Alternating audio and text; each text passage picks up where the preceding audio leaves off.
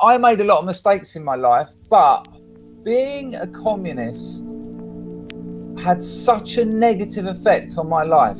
It fills you with guilt. You're not allowed to enjoy the world because there's a shame attached to it. Because for you to have things, for you to enjoy, someone else is missing out.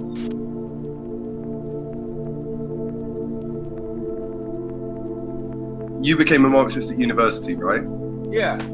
It was weird. I managed to get 7 years out of higher education. Went to art college and it was kind of all right for a while. And then when I got to my first degree, there was a tutor there who was heavily into literature, critical literature.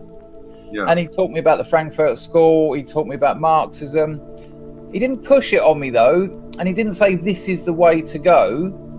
He said, this stuff is important if you want to understand the 20th century, which I still agree with. By the time I got onto my master's degree, where it was cultural studies. Now this is going back 20 years.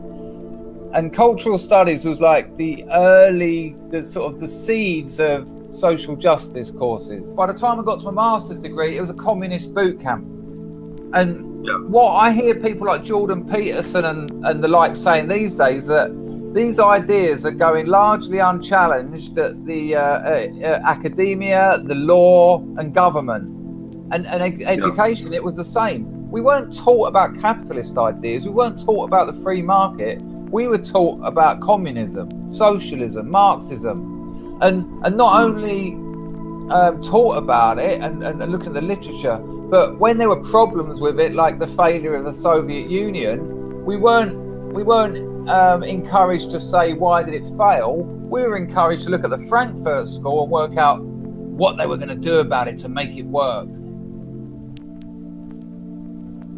Being a communist had such a negative effect on my life. It fills you with guilt. You're not allowed to enjoy the world because there's a shame attached to it. Because for you to have things, for you to enjoy, someone else is missing out. You've exploited someone for you to have got wealth, and I mean epoxy amount, like a house. Someone in the world had lost out, and it caused me so much misery, and I resent what they've done to me. I really do. It's funny because I would have thought that being a communist would make you feel good, you know, make you feel like you're virtuous. No, because it's inactive. It's a fashion show. It's a romantic thing. We'd go and see Land and Freedom, a film, Ken Loach film, that will still make me cry. You know, when they went out to fight the Spanish Civil War, the fascists and the communists. And it's got a beautiful romantic history of art and films and literature, you know, Goodbye to Catalonia and all that sort of stuff, which the right, or even the centre right, doesn't really have. And it was about, you know, I had an Irish paramilitary flag in my window with the bloke with the balaclava and the AK-47, and under it a yellow star on a red background, the Vietnam communist flag. Oh, and it's all about image and sort of personality. I remember coming out of my house once, and the bloke downstairs, he said to me, why'd you have those fucking flags in your window, like working class estate? And I went, because I'm a revolutionary. Not that I'd done anything. And he said to me, he went, no, you're not. He went, you're a junkie on the dole. And it kind of, you know, yes, I was. When it comes to, you know, what the right say about the Frankfurt School, and that their whole goal was to subvert Christian values, I suppose, but also just the West in general, to radically transform our societies, to destroy the church, tradition, and family.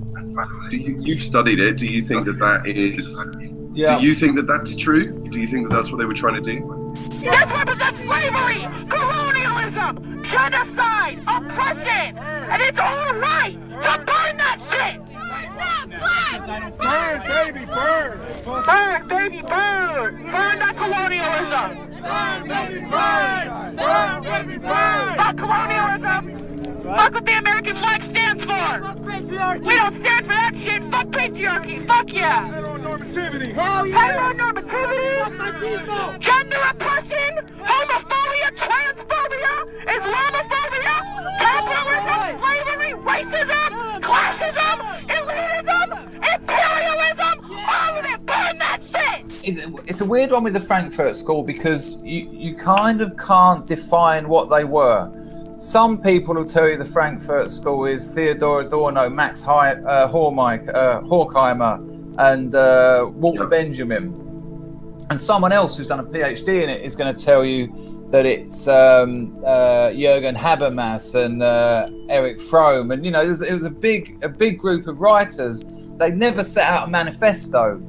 I think what held them all together was they understood that the Marxism had failed because the Soviet Union was a shit show. And they expected off of the back of the Soviet Union, European Marxists expected off of the back of the Soviet Union there to be a massive growth in communism in Europe. And what they actually got was the opposite. They got fascism in Italy and National Socialism in Germany. They wanted to address what Marx had got wrong, and basically what it was, he missed the acceleration of the media and the effect culture would have on society more so than the economy. So they set out to stick a few plasters on it, and that involves smashing it up.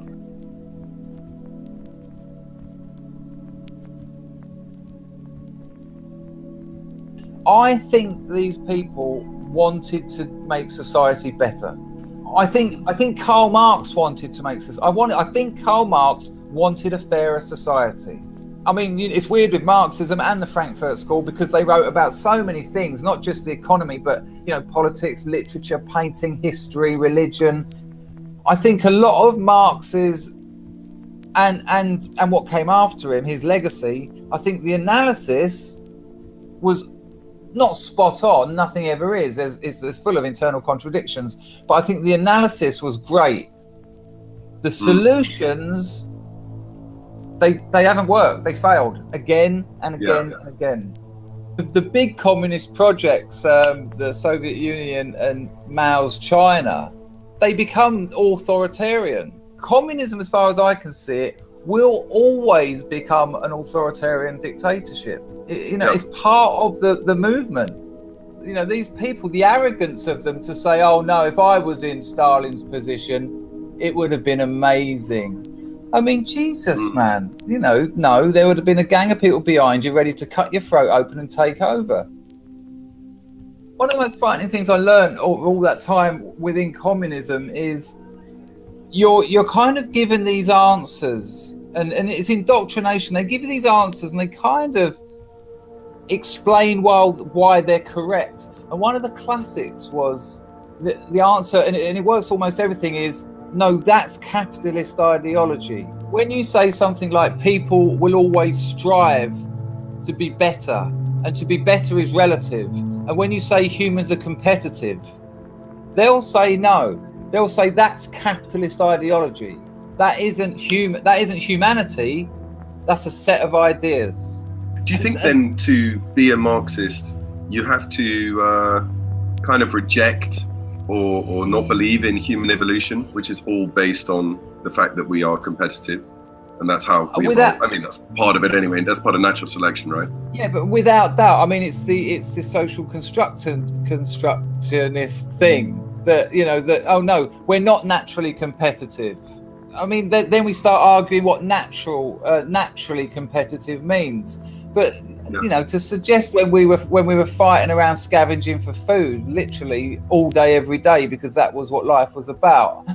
I can't buy it that when there was a limited amount of food and there was 2 tribes after it, that was some ideology. That was a need to eat. And if it meant smashing someone over the head to feed your family, you're going to do it.